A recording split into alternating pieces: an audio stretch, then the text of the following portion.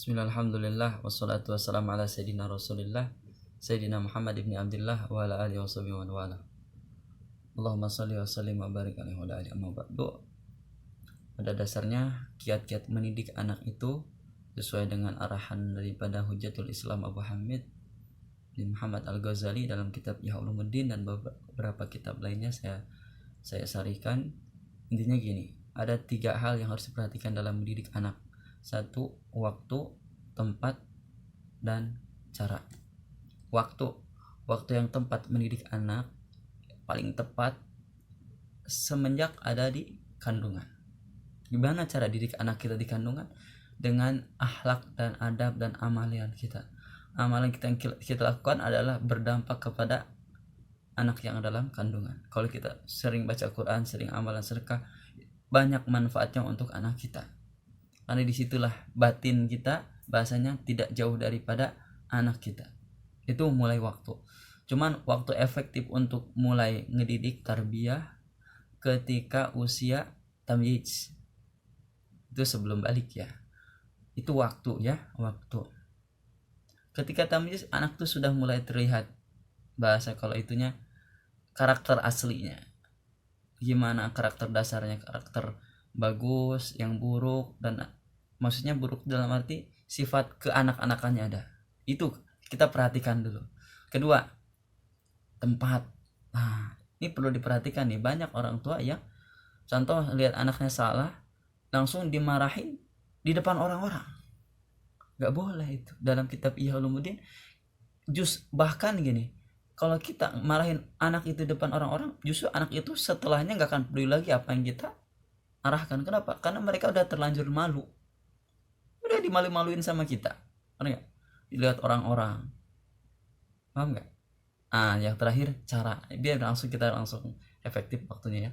Caranya, ini caranya nih, seandainya anak kita yang lagi tamyiz itu ya, yang masih kecil tuh belum balik itu, melakukan kesalahan, di antara perbuatan baiknya ikut sholat sama bapaknya, nurut, tapi ada satu yang mungkin sedikit namanya kanak-kanakan, ada marah-marah ke ibunya atau misalnya berantem sama kakaknya deh. Kita itu jadi bapak nih, contoh kita pura-pura kalau itu pertama kali dia lakukan kesalahan. Kalau dalam kitab Ihya ya, kita pura-pura nggak tahu itu anak kita lagi ngelakuin itu. Jadi pura-pura orang yang nggak tahu keburukan itu anak, karena pertama kali kita pura-pura aja nggak tahu gitu. Itu ya. Setelahnya kedua kali melakukan lagi, baru dikasih arahan, tapi jangan di depan umum. Coba lihat tempat waktu yang pas ketika nggak ada siapa-siapa ya, dengan halus deh, nggak boleh gitu. Kasih arahan yang bagus, yang halus, bikin segan mereka kepada kita. Yang terakhir contoh ngelakuin lagi 3 kali, baru kasih namanya hukuman, tapi hukum yang tidak menyakitkan.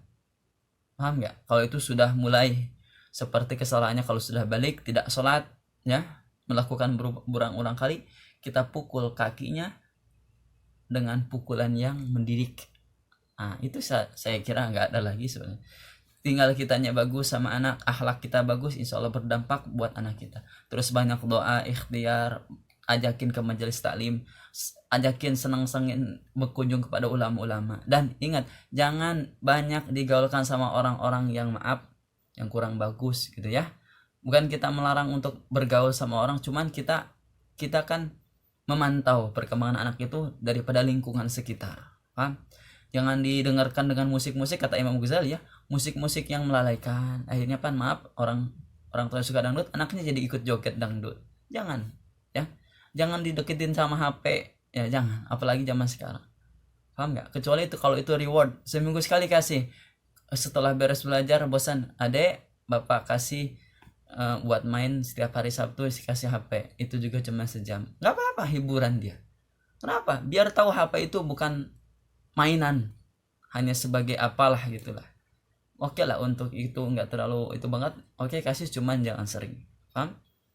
Untuk zaman sekarang nih ya, apalagi ya setelah itu, itulah serangkaian hikmah yang telah saya ngaji dari beberapa kitab-kitab yang saya sarikan dari beberapa kitab. Riyadhus Shalihin, Ihya Ulumuddin, Al-Hikam, satuin semuanya, Al-Tahzan, sampai